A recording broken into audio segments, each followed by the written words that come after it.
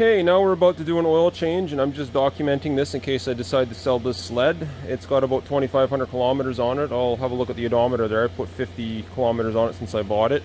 So I'm gonna change oil out with amsoil, and I'm gonna change that filter too. So anyways, I guess what you have to do is you got to remove that battery. The battery is in here.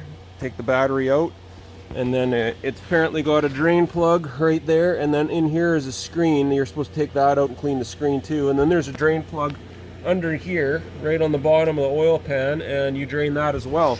And then you're supposed to put 2 liters here and then 1 in the engine, I think is what they say, and then fire it up, and then it should be good to go.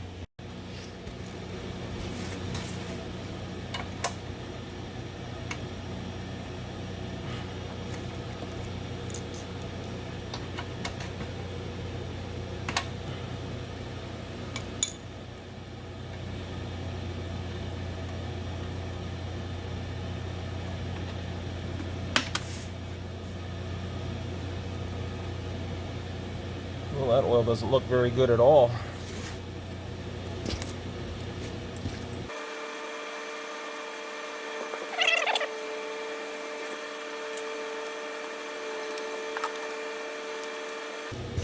Let's start with this hard one first. This actually wouldn't take much to crack that.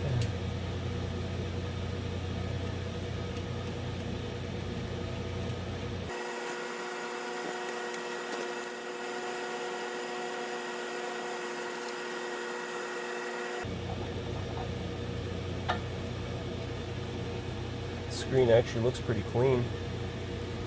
Oh, there's a little bit of junk on it. Looks like it did its job though.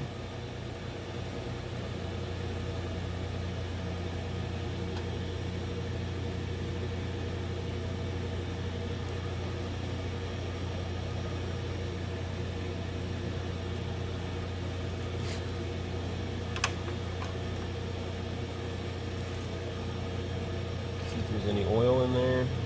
Looks like there is.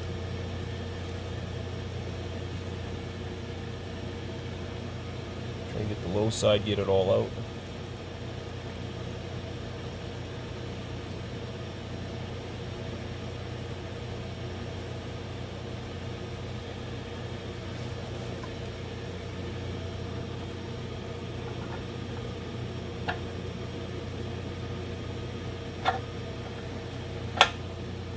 Shove that back in.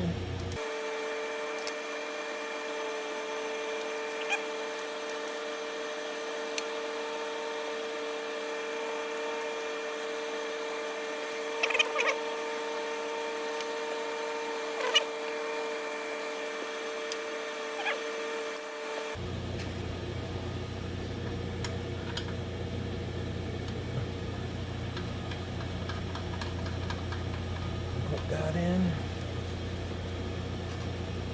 They say not to snug this up too much because you can over tighten it and it will strip the drain plug out of the tank.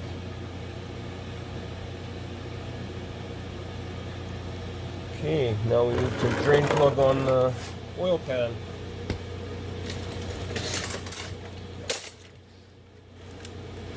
Which is going to be a little bit more tricky to get to. Let's see if I can get you in there.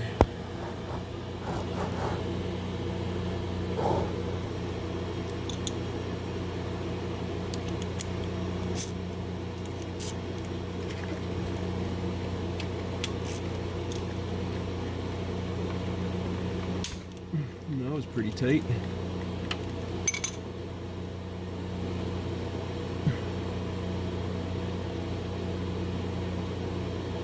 Try not to drop this plug.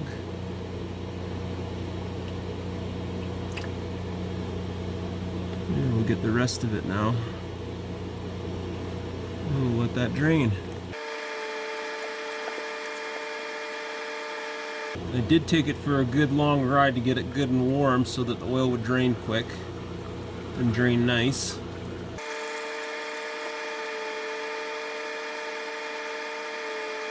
This track is in really good shape. sled only has 2,500 kilometers on it. It's probably 26 now. I think it was 2550 when I bought it, and I put 50 on it already. Most cars go like 5,000 to 6,000 kilometers on an oil change, so it's hard to say if it's been changed or not. I'm probably going to change it once every 2 years. I'm going to be running amsoil 4-stroke synthetic oil. You got to have the right oil, because apparently there's a wet clutch on the, I think they said it was the stator or something like that, and it will slip if you run regular motor oil. So you got to have the right additives in your oil for wet clutches. You were just dripping now, so I'm going to put this plug back in.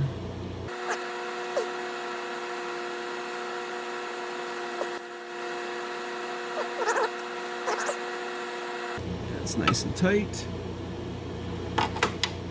Okay, now you put the skid tray back in that was in there.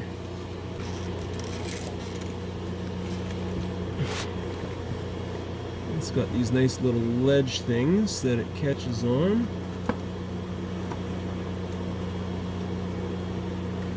Just like so.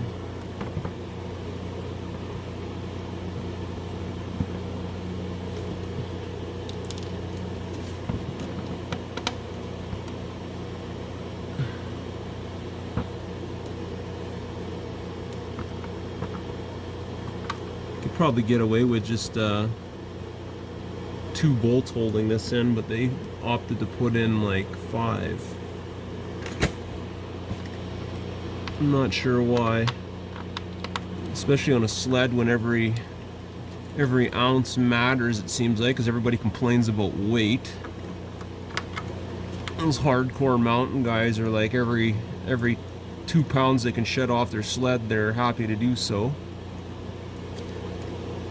I think I would prefer to have a little more weight and the reliability of a 4-stroke over a 2-stroke, because I don't feel at all worried riding this thing wide open throttle for a long period of time. There's just something about a 4-stroke engine. They're a lot more forgiving than a 2-stroke. Probably why you don't see 2-strokes in automotive, other than the emissions and the fuel economy. Oh yeah, that's the other thing. The fuel economy on this thing's amazing compared to my 670 MXZ I had before.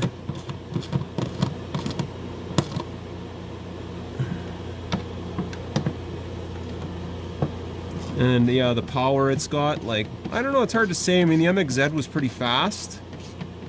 I think the MXZ top speed was definitely faster. I was just across the lake this morning, and the best I could get out of was 140 kilometers an hour.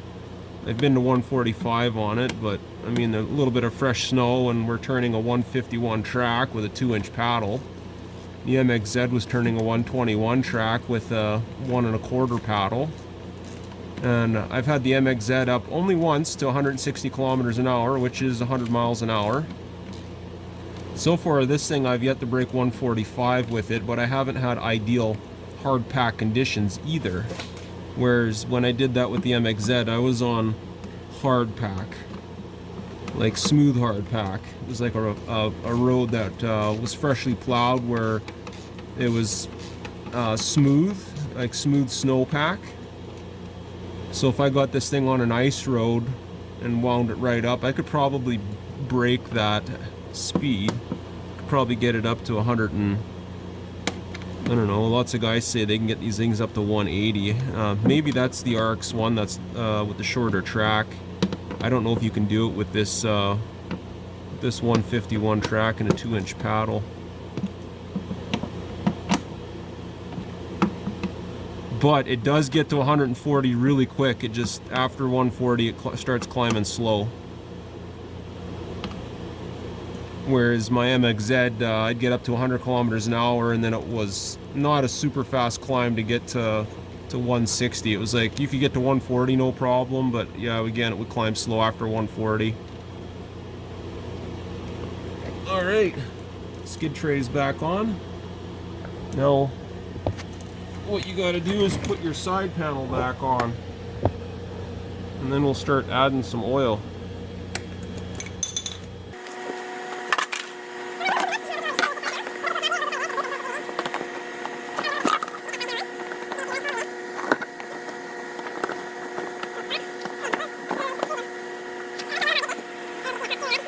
top screw in here. Everything fits like a glove. I'm going to set this camera back a bit so you can see a little bit better.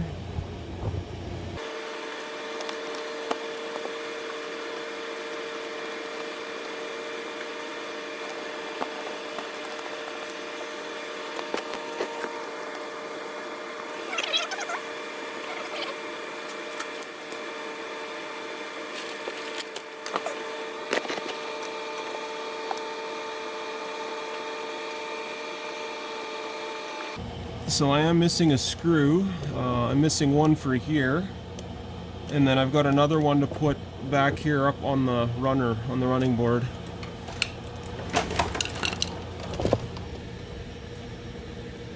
Okay, so for my missing screw, I'm just going to put a bolt in there. That works. And then down here I'll put a bolt.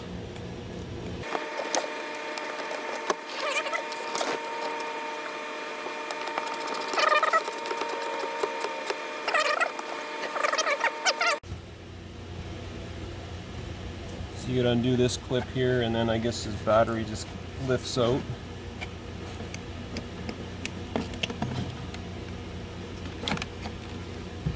And then the oil filter is down under there. I should just take this cover completely off because it's in my way. It looks like it's had a new battery. I think I'm going to remove this battery though, just so I can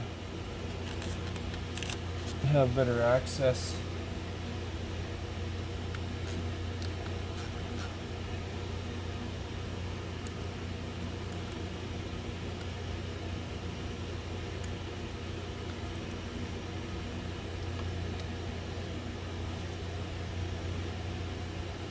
My little mag tray.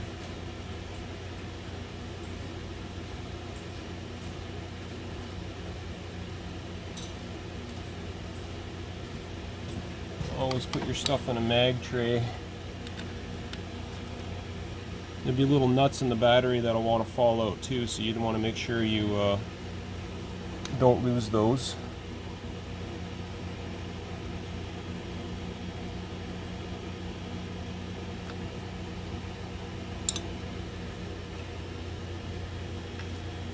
Just want to lift that out, set it aside. Now you got to take this tray out. Doesn't look too bad. Looks like 2 bolts here, maybe 3. I don't know if you can see. Let's see what I'm doing here. I'm going to take these off. That's holding the ECU. So there's 4 bolts. Oh, that's tight. That one's tight too.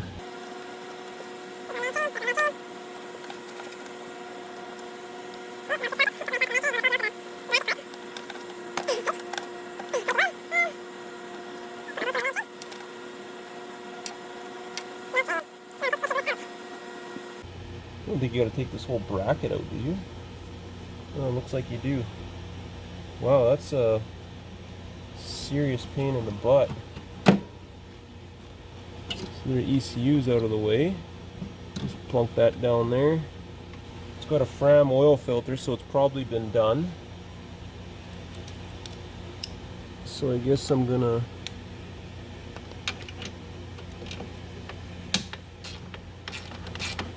see if I can just wiggle around this thing to get the oil filter rather than removing a bunch of crap to remove this tray.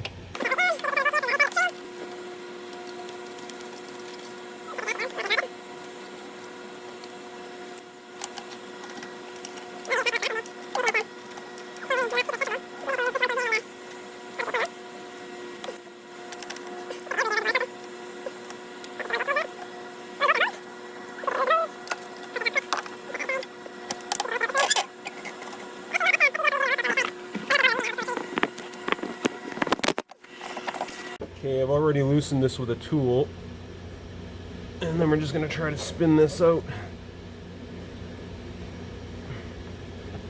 I'm sure it's going to leave a little bit of a mess down in there.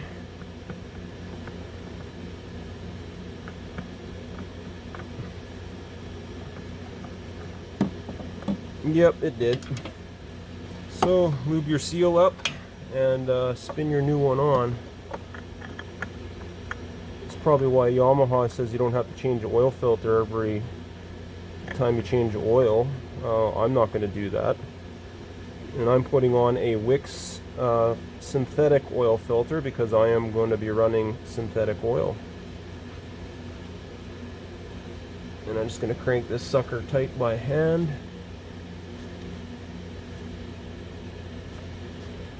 And that's about as tight as I can get it with that one. Yep, that's as tight as I'm going to get it. So there you go. You don't have to remove the bracket totally. You just have to remove it enough that you can tip it up to get at the oil filter. So now I'm going to go retrieve my clip, and I'm probably going to do that off camera because I can't see it. Okay, now we're going to put the battery hold down back in. I didn't have to remove it all the way, which is nice.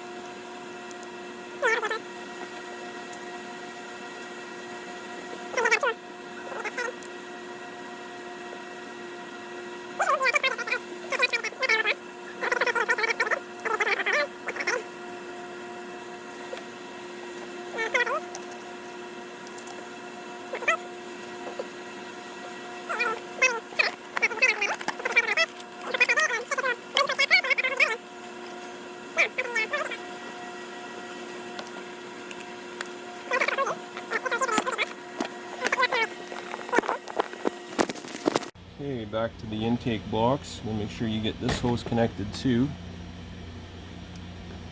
It's just a breather hose.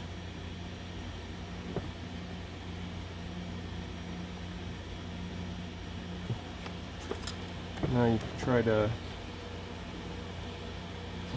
these ones in the way, you pull them back up over the carbs, so they got shoved down, and that's just not going to work.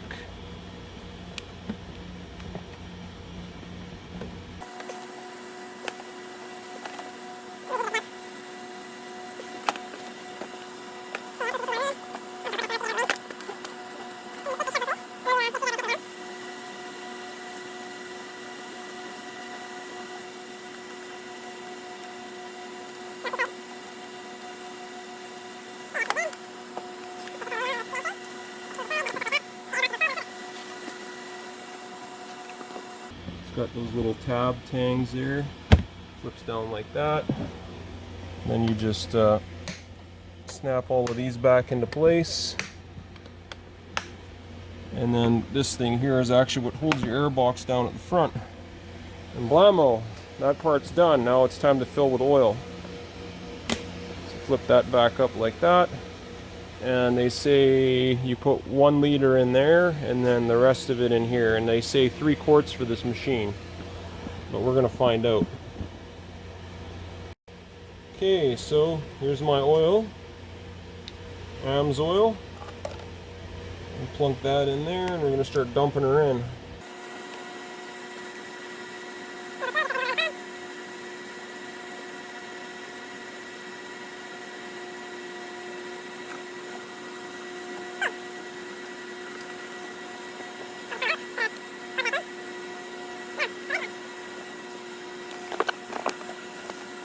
Okay, so you unplug this sensor here. Pulls out. This is also your dipstick. So I guess they say when you're filling this thing, you just set it down there for your oil level check to the threads.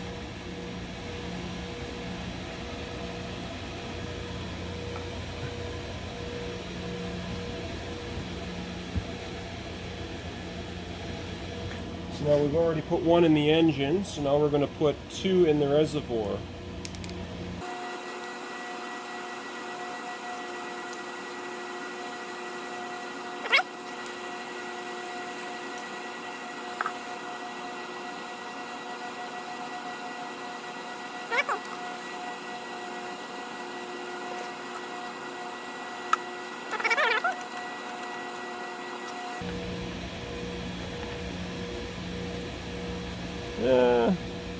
It's right at the low there. So I kind of wonder, like, aren't you supposed to crank this down and then crank it up? Because that to me would be right.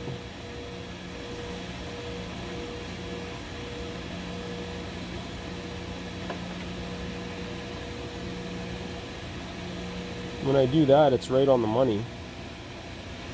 So I think what I'll do is I'll start it up and then I'll just add some accordingly.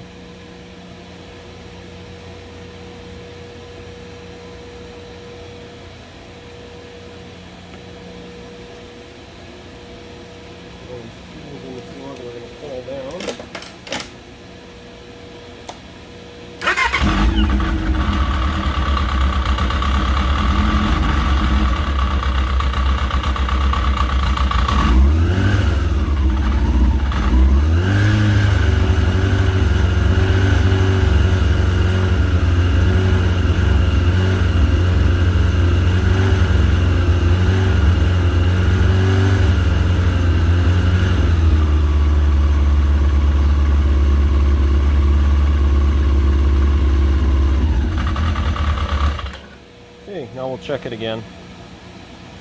That will have filled the oil filter, and I presume we're probably going to have to add some. I know it said 3, and that was 3 quarts we put in, but we did change the oil filter too, so we're just going to make sure we're good. And how they recommended was setting it down like this and then checking it. And it's not even on the mark yet doing it that way. But if we crank it down,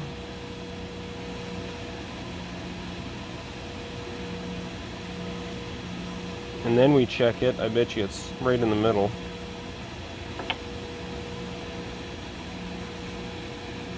Oh no, it's needing to add some.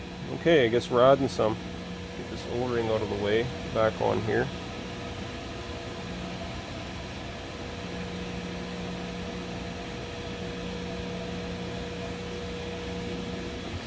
Glad I bought 4 quarts even though they recommended 3. So I'm going to put in, like, I'd say it probably needs a half a liter. Dripping.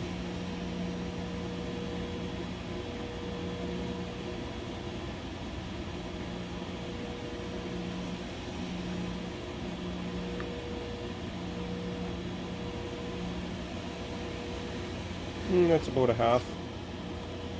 Let's check it.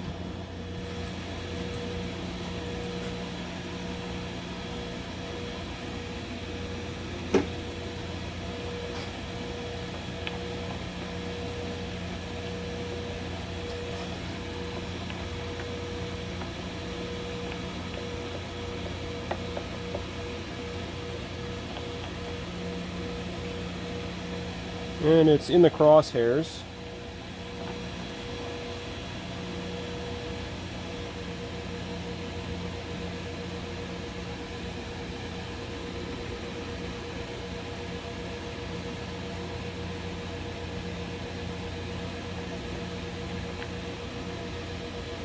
Now it's right at the full line now.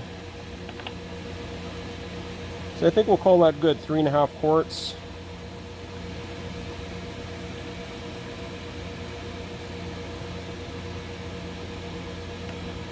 We'll call that oil change done.